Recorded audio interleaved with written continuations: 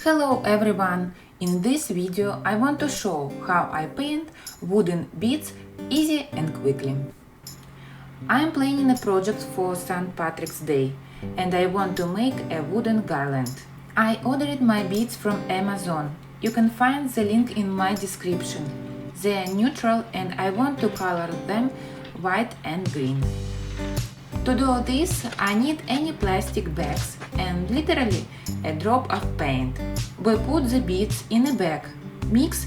In less than a minute we have a colored beads. I wash the bag and repeat it all with another color.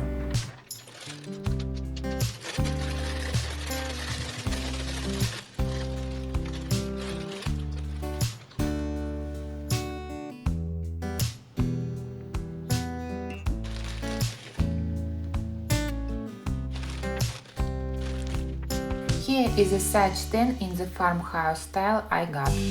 Soon I will release detailed video on how I did it. Don't forget to click the bell down below not to miss out any other new videos.